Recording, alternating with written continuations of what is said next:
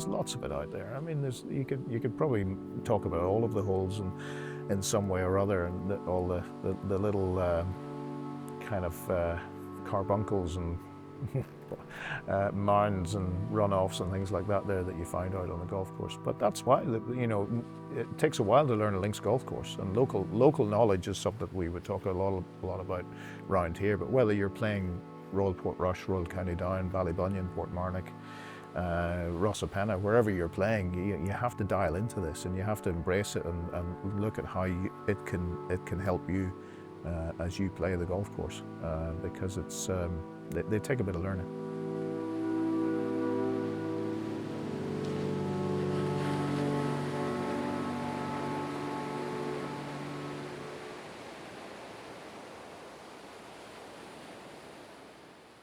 I think it's interesting that with so many golf courses, you can kind of distill it into like a defining characteristic, a defining vista, a defining hole. And it feels sort of trite to say, but Royal Portrush is just like this total package of everything, whether it's conditioning, whether it's holes, whether it's the town, its history. It has so many things working together for it that make it indisputably world class. And it's almost as much as any place that you just cannot distill it to one real defining thing.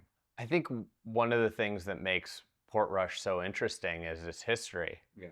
It's effectively almost like a representation of golf and its evolution. I think probably one of the special things about what I do is, you know, having access to take people out onto this golf course here and take them around it, or whether I play with them or whether I meet them before or afterwards, and just, you know, give them the story of the golf course, give them the story of how the place has evolved from Harry Colt times. You know, you got 1888, you go back to the very origins of the golf course here, where a bit like St Andrews, you know, it used to start and finish up in the town in those days, and you know, the railway played such an important role in you know, bringing the golfers here and taking them back home again at the end of the day. When it started, it was a course laid out by Tom Morris in the late 1800s that was really close to town, and it was on really flat land. But it's almost as if they had an awakening and they realized those dunes were so close by, and the course moved into the dunes, and that's when Harry Colt built it. Harry Colt was one of the great architects ever. He did most of his work in the UK, Swinley Forest, Sunningdale, Rye. He built some of the greatest courses, and here's golf kind of evolving and Portrush evolving, moving into the sandy dunescape that it's in now. And really, when you think about the open rota courses, Royal Portrush is the most refined of those courses.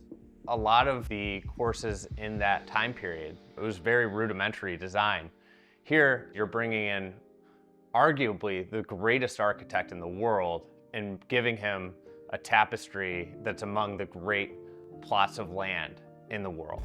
And you know, you see this refined golf architecture, the sophisticated routing, the intricate greens, the well thought out bunkers, the strategic golf design that is on this links course. And I think that's what defines it and sets it apart from a lot of the other rota courses, is just, this was a golf course that was built at the height of the golden age of golf design.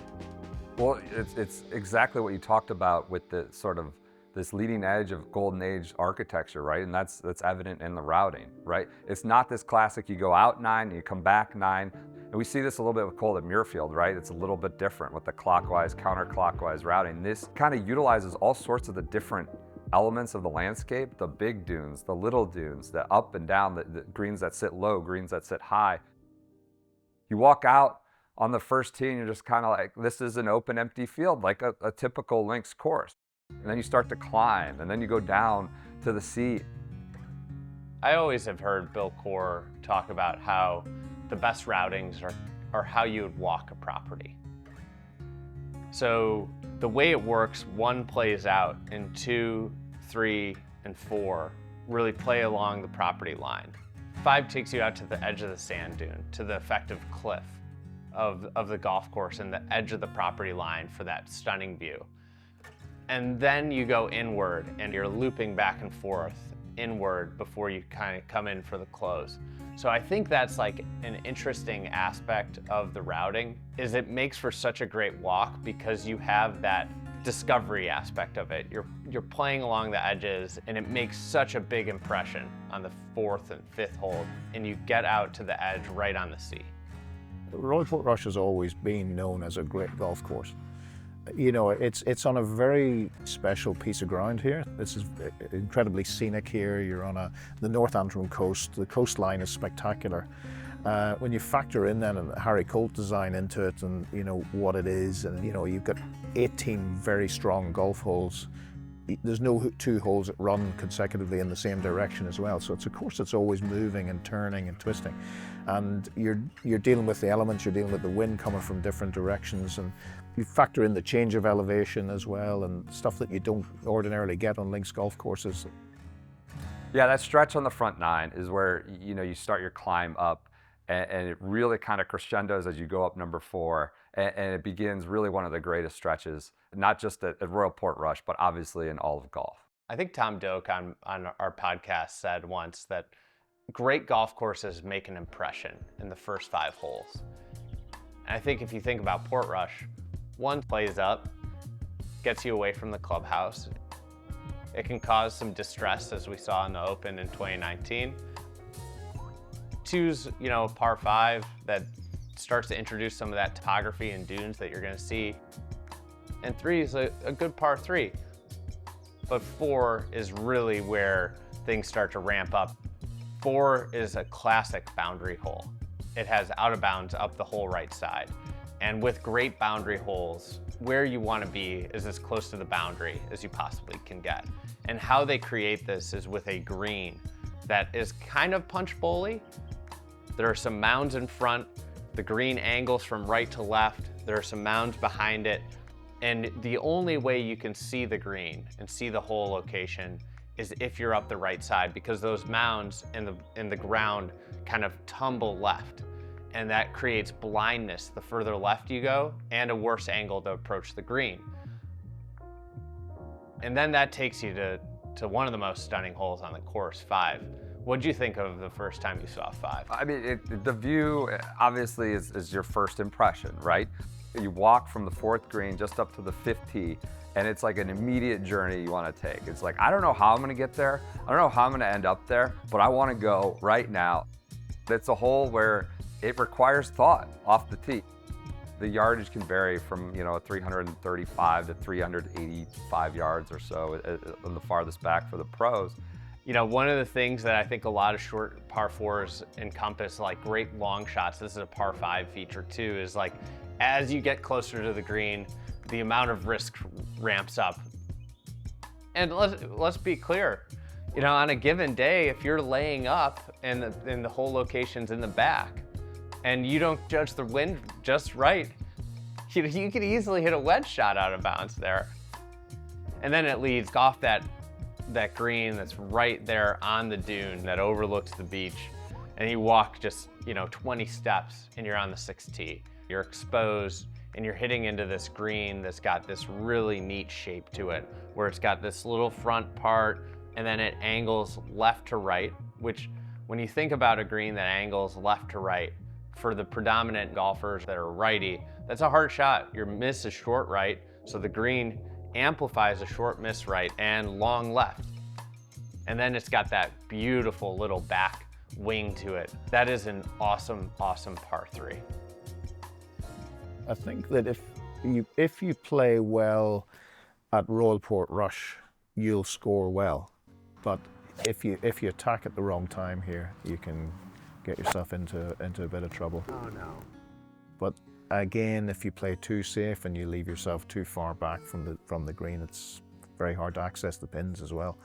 You know, so there's certain holes where you've got to attack, but you don't really have an option other than to just stand up and hit the shot. I was very surprised that there weren't more players that came here before the championship and did more prep work and actually come spend time here and get time to understand the golf course and understand the you know, all the little characteristics of it.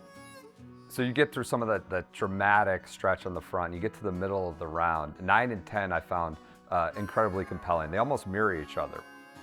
One green sits up, one green sits down. They go in opposite directions.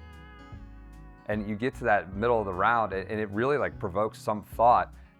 Portrush, the Dunluce has the massive dunes you might see on the right side of 7, but the right of 10, sort of those humps and bumps, the waves within the dunes, it speaks to some of the amazing like sort of natural beauty, which, you know, you can challenge. You can try to send it up there. And so I found that to be an incredibly challenging and thought-provoking hole there in the middle of the round at 9 and 10.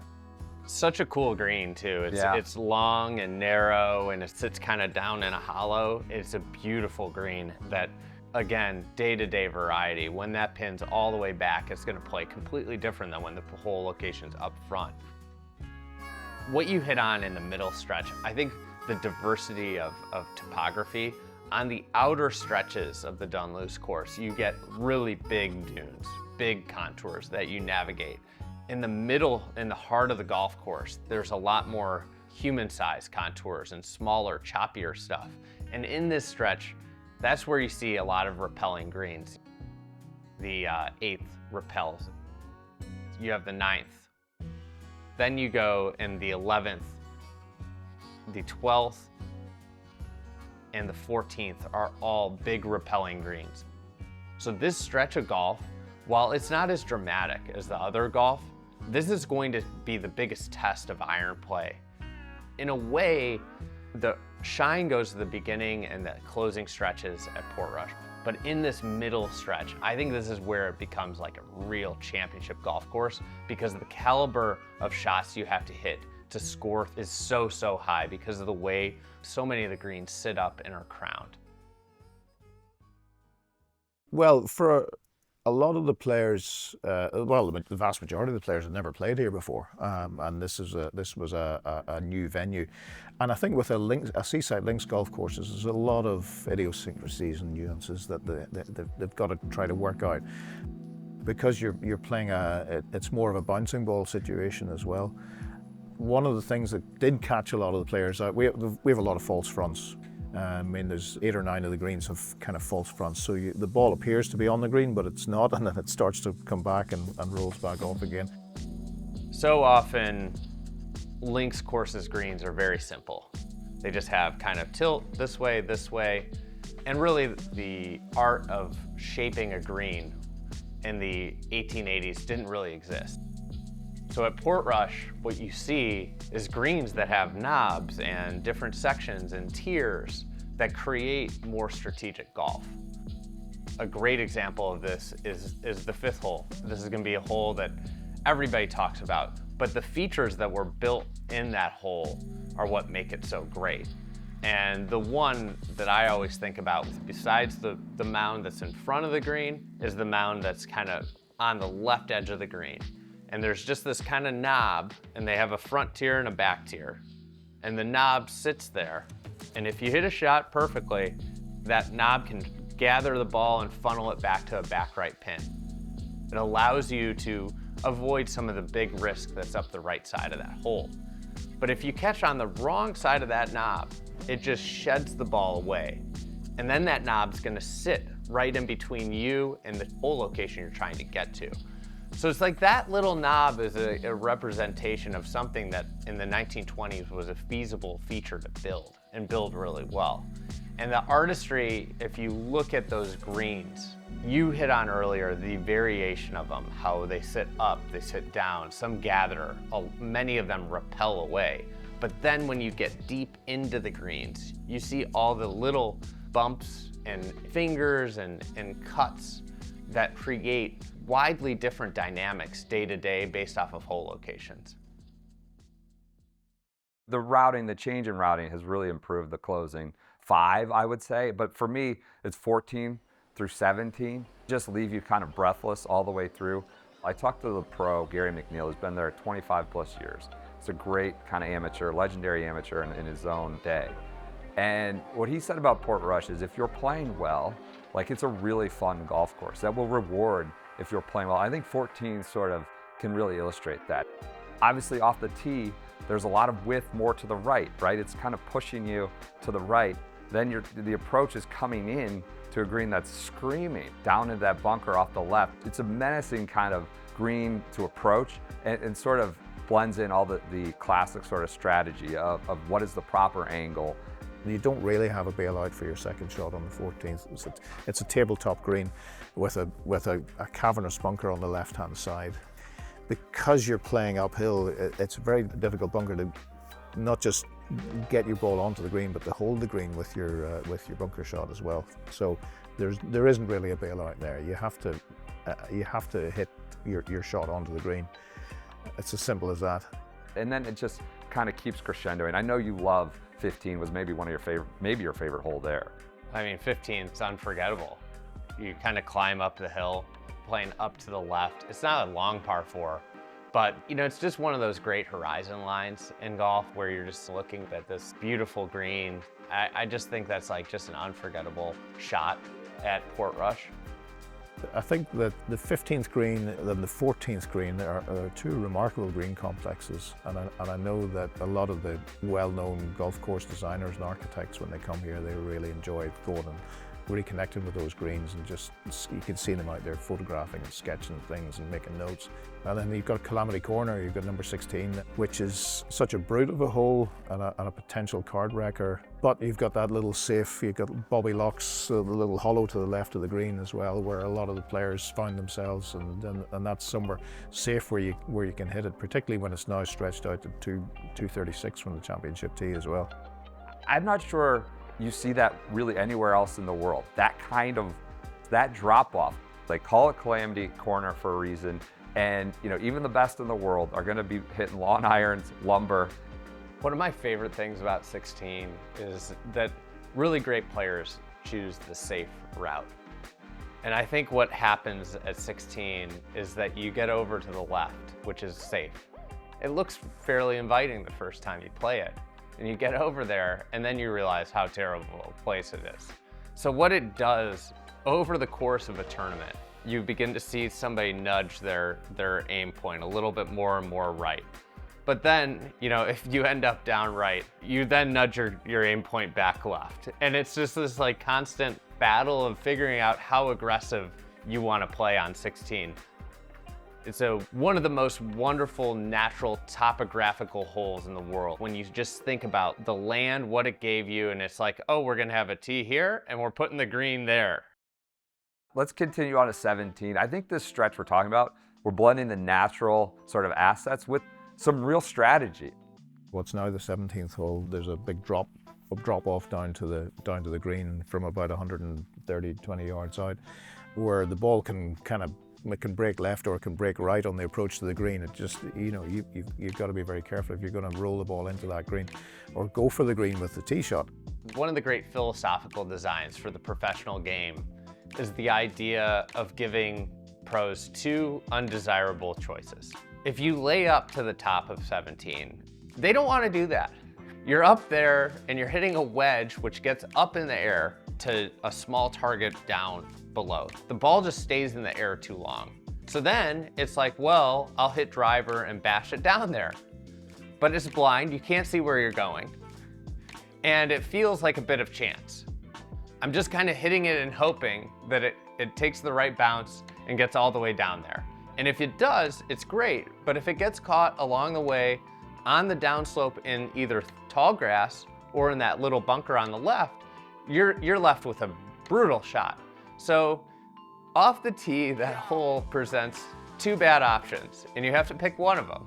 And I think that's what makes it a really fun hole. These guys don't want to hit either of those shots. And then I guess let's just close it out, 18. It's a brute. It's a longer par 4 for this course. Out of bounds, looming down the left side, very easily reachable bunkers kind of on the line of charm to the green, and obviously the fairway narrows dramatically. Yeah, it's definitely not my favorite hole on the golf course. It kind of just prescribes everybody's hitting a long shot into the 18th green. And when you're talking about closing out an Open Championship, you know, that has its own quality to it.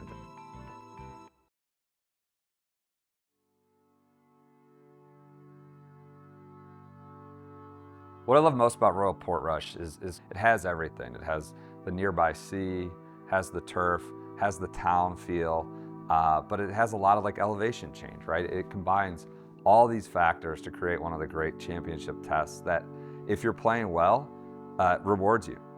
It's just like a really fun place to play golf, either in a championship setting or in a weekend round.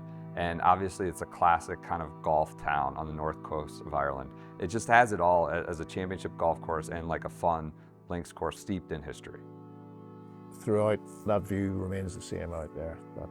All those holes that are out there, and all the drama that's been out there over the years, be it in amateur events or open championship events. The roar of the crowds, and when Shane lifted the claret jug on the 18th green, or Darren Clark hit off the first tee, and that, the first shot on an open here for 68 years, from Max Faulkner puts out on the 18th green in 1951. Those are special events. And sometimes you can go and you get a quiet moment to yourself, and you stand on the first tee and you can imagine what all that was like. And imagine whenever I got that opportunity to do the blind marker, back onto the first tee again, and just sort of imagine, gosh, this is where it all happened here. This is the same spot I'm standing in, where all of a sudden there was a couple of thousand people sort of almost on top of you in that kind of arena at the first tee, But it's such a special place, this.